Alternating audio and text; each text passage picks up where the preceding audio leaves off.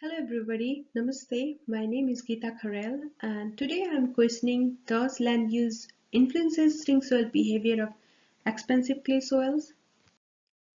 Expensive clay soils occupy almost 3% of productive land and the soils are challenging to manage agriculturally due to string soil and cracking behavior of soils which affects the soil hydrology causing preferential flow and reduces workability.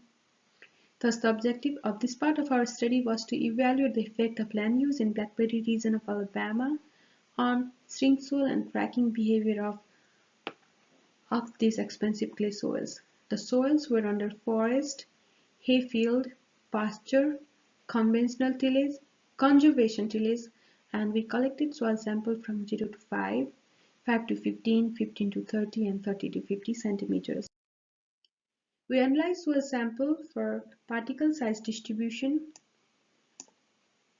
Adaber coefficient of linear extensibility, which is also called COLE, and this is one of the most widely used method to interpret string soil behavior of expensive clay soils. We conducted a measurement for Adaber limits, pH, electric conductivity, as well as soil organic carbon pools as permanganate oxidizable carbon, organic matter by loss and ignition, total carbon, and organic carbon. We conducted principal component regression for each soil depth to identify principal component that significantly affected COLE values using factomean R package in R, and significant principal components were then analyzed for their contributing variables.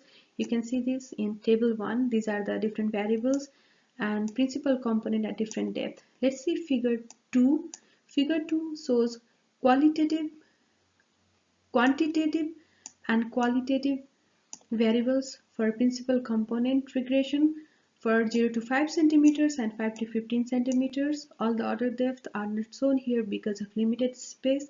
Here, this graph shows the relationship between different dimensions and different contributing variable for the coals, and those variables that are farther from the origin represent they contribute more towards coal. For example, here in this graph, plastic limit contributes more to our coal values, and this is qualitative. These are the qualitative variables, and those variables that are close to each other represent that they have similar coal values. For example, here forest and conservation tillage has similar coal values.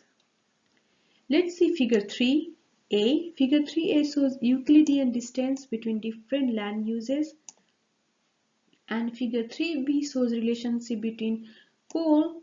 Here y-axis is coal and x-axis is principal component. So in this graph we can see the relationship between coal versus principal component at different depth.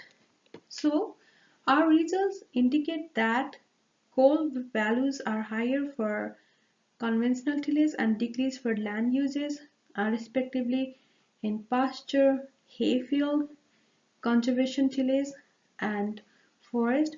So this shows that conventional tillage has highest coal values and forest has lowest coal values. So we might say that conventional tillage soils are showing more expensive nature, and we can say that land use was one of the major contributing variable for most of the principal component, but the land use affect more the variability of soil property in shallow depth, which was 0 to 5 and 5 to 15 centimeter. For deeper soil depth, inherited soil properties are dominating, and the variability. A decrease of Euclidean distance between two land uses with depth indicate that these two land uses are more similar in deeper depth.